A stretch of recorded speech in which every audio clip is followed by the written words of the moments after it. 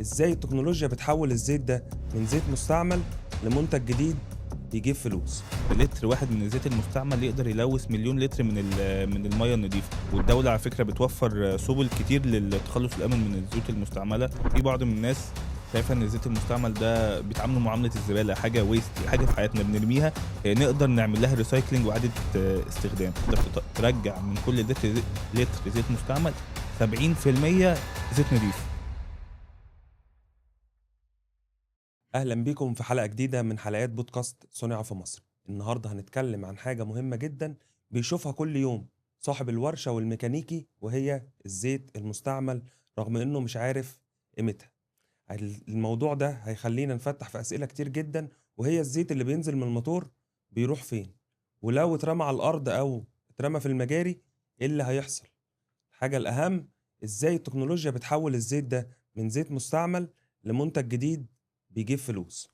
حلقة النهاردة معانا الباشمهندس محمد السكري. ازيك يا باشمهندس؟ ازيك يا محمود، عامل ايه؟ اللي هنسأله سؤال مهم جدا في بداية حلقتنا، وهي هل الزيت ده فعلا خطر ولا الناس بتبالغ؟ لك ان تتخيل يا محمود ان لتر واحد من الزيت المستعمل يقدر يلوث مليون لتر من الميه النظيفه. يعني ده مصدر شرب ل 50 بني ادم لمده سنه قدام. ف والرقم ده مش من عندي، ده رقم من وكاله حمايه البيئه الامريكيه الاي بي اي. فالرقم ده مرعب طبعا. بس فعلا ده بالنسبة للكلام اللي حضرتك قلته ده فعلا رقم مرعب جدا. اه طبعا. الزيت المستعمل مش بس هو زيت متوسخ او زيت فيه مخلفات او زيت محروق. لا، الزيت ده بيبقى مليان هيفي ميتالز، ومليان مواد اوكسيدايزد يعني مؤكسده.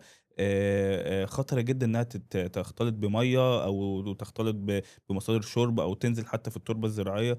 بتاثر عليها وبتقلل خصوبتها جدا، وبتطلع حتى النبات اللي بيطلع منها بيطلع نبات مش صالح للأكل.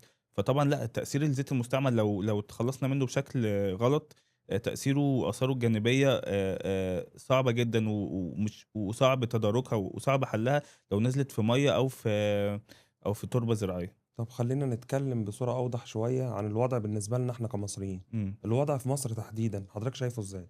بُص، في مصر في مصانع كتير ووِرَش وميكانيكية ويعني في جراشات كتير بينزل منها زيوت مستعملة وكتير أوي بيتخلّص منها تخلُّص آمن والدولة على فكرة بتوفّر سُبل كتير للتخلُّص الآمن من الزيوت المستعملة، وفي جزء كبير منها بيروح لمصانع إعادة تدوير، وده الشيء الكويس في المنظومة. لكن طبعًا ده ما يمنعش إن في ساعات بعض من الزيوت المستعملة بت بيتم التخلُّص منها بشكل بطريقة مش غلط. بطريقة غلط بالضبط.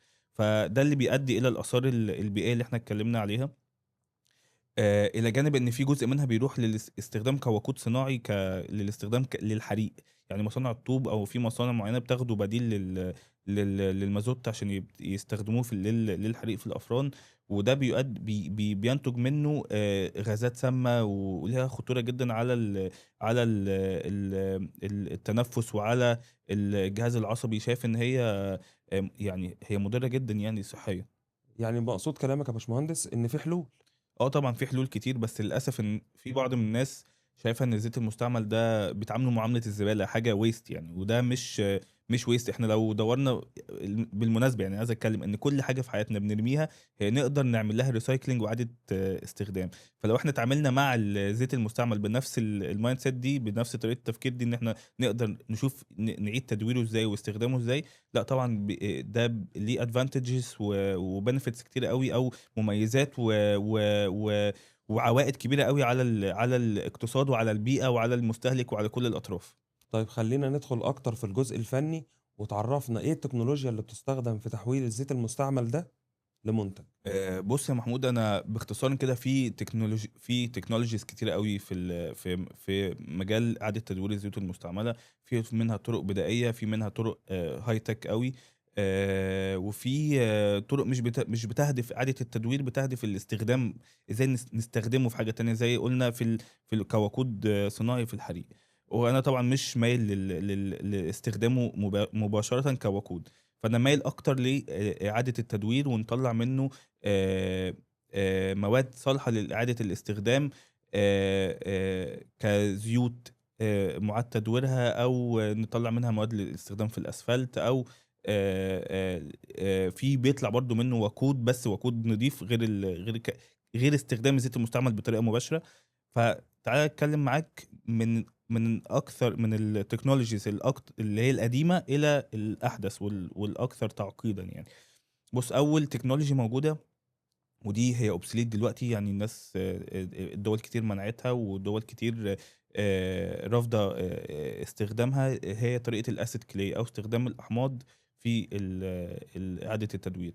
الطريقه دي ان المصانع بتجيب الزيت المستعمل، بتلمه، بتعمل له الاول معالجه مبدئيه، بتشيل منه الشوايب والميه واي عوالق فيه.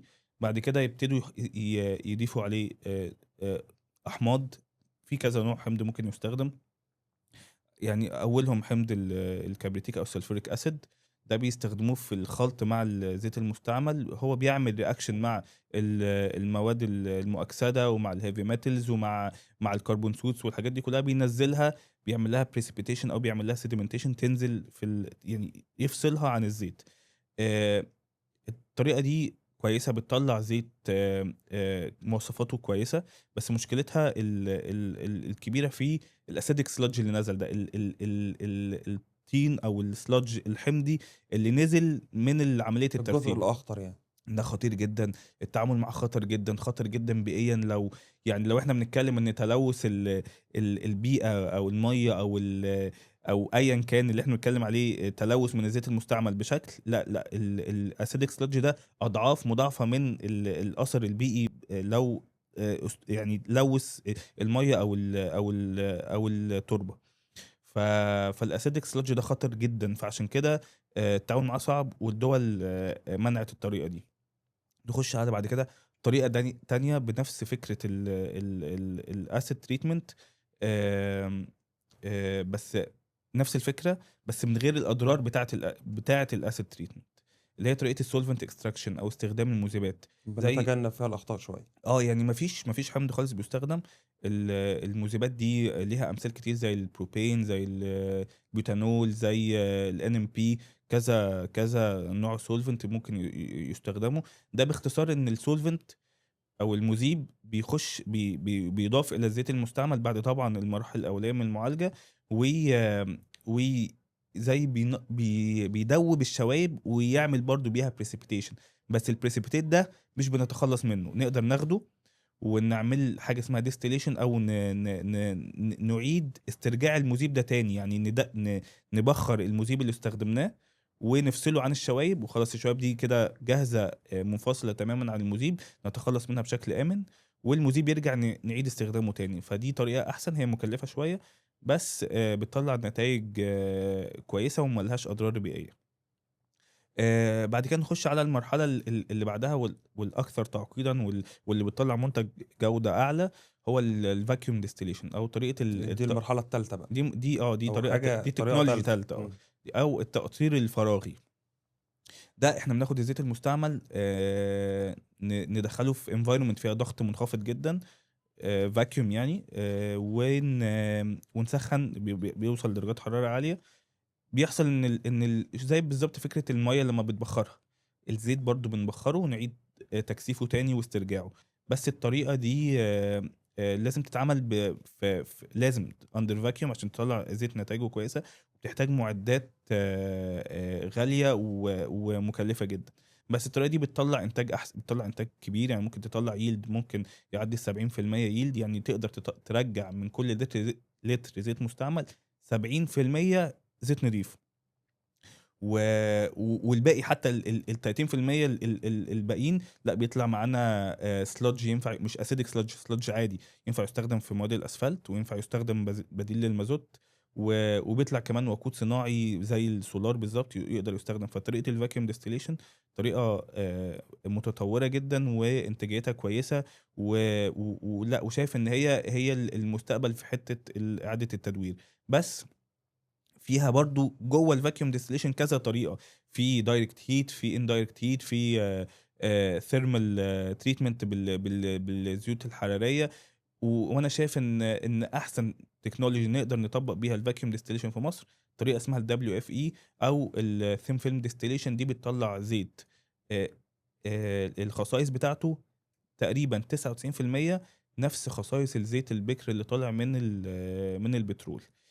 في بقى حاجه نقدر نضيفها على مرحله المعالجه اسمها هيدرو تريتمنت، بس دي مش موجوده في مصر، هي غالبا يعني هي اكثر انتشارا في اوروبا وفي امريكا عشان هي مكلفه جدا، ووحده الهيدروجين دي بتحتاج ملايين الدولارات يعني.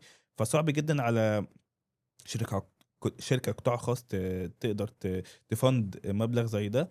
فبس دي بقى بتطلع يعني فكره الهيدرو تريتمنت بتتعمل بعد الفاكيوم ديستليشن على طول.